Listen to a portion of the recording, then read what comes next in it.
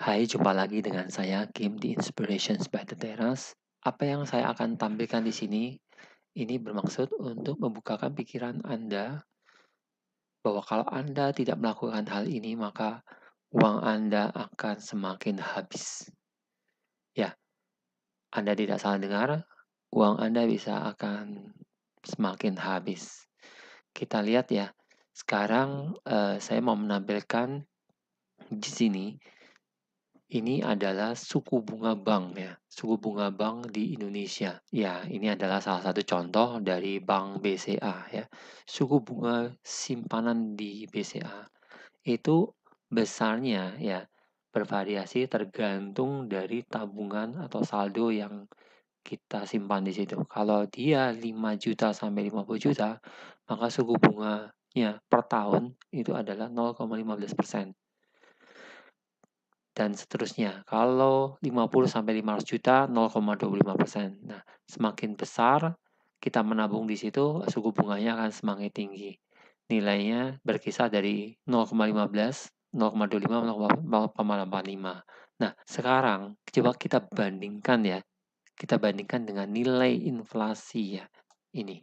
Nah, di sini BPS mencatat inflasi tahun kalender year to date pada Juli 2020 adalah sebesar 0,98% dan inflasi tahunan 1,54%. Nah, bisa di secara bulanan bulan Juli terjadi deflasi sebesar minus 0,1%.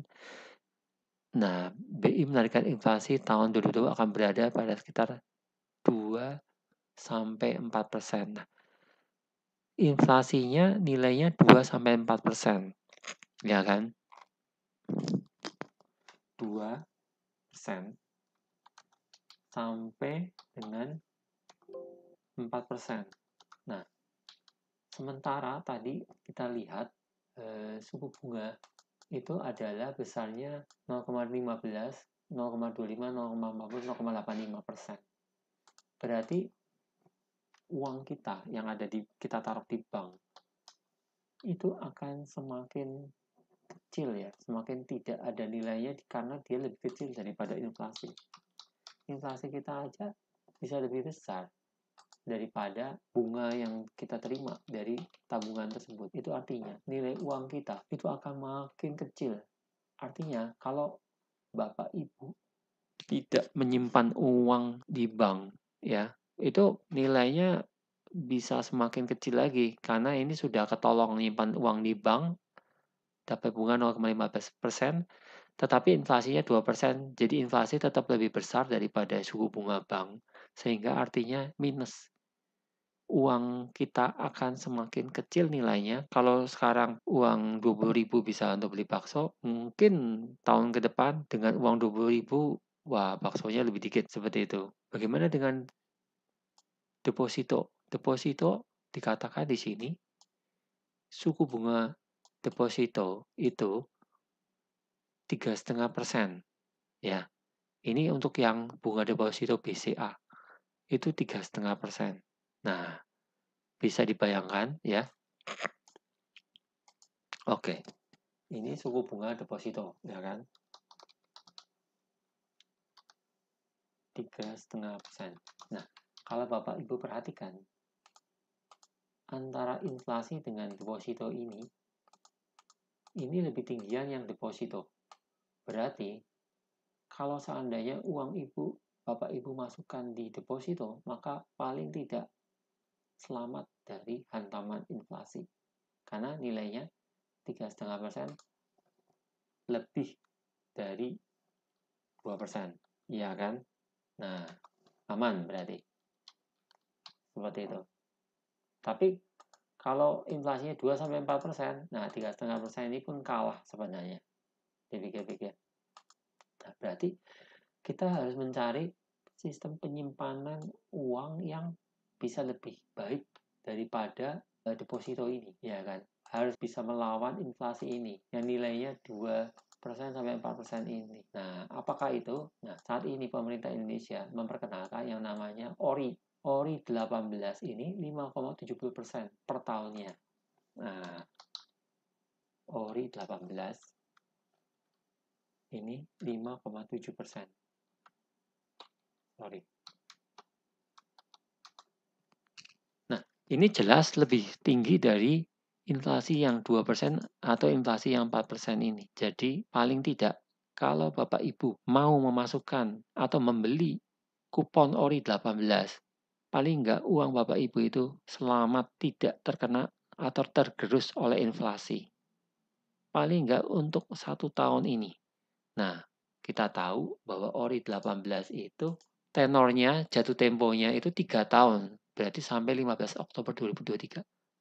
Paling enggak, selama 3 tahun ke depan, uang Bapak Ibu kalau dimasukkan membeli ORI 18 tidak tergerus inflasi yang sudah diperkirakan 2-4% tersebut tahun ini ya. Untuk tahun 2020. Tahun 2021 kita tidak tahu inflasinya berapa lagi. Nah, di sini memang ada pajak 15%, tapi pajak 15% ini adalah pajak persen dari keuntungan, dari bunganya.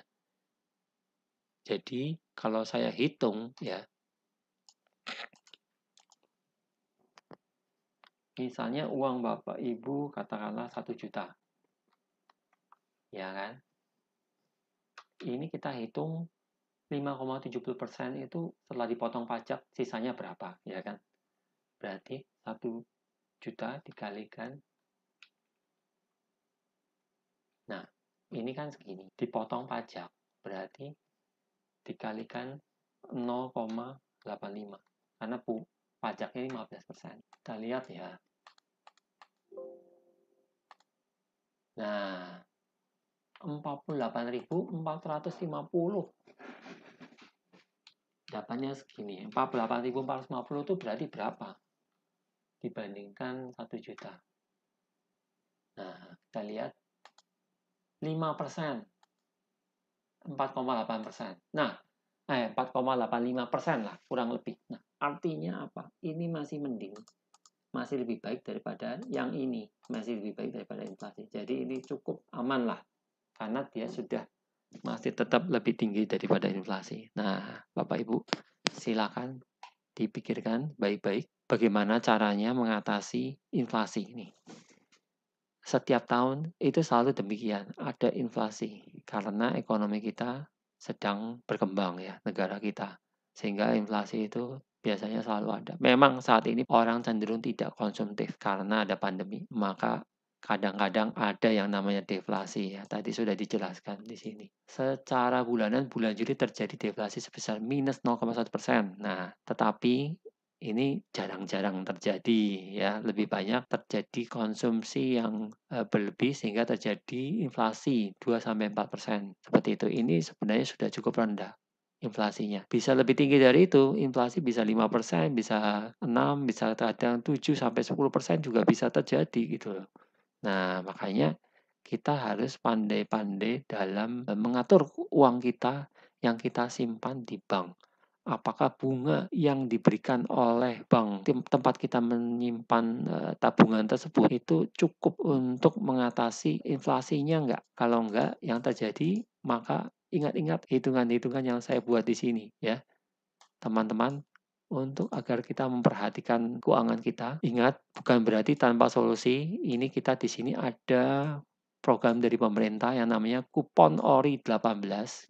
Dan juga ada kupon-kupon obligasi yang lain. Selain ORI 18, ada ORI-ORI yang lain. Ada sukuk tabungan, ada SPR, dan macam-macam yang lain. Dengan kupon yang bervariasi besarnya.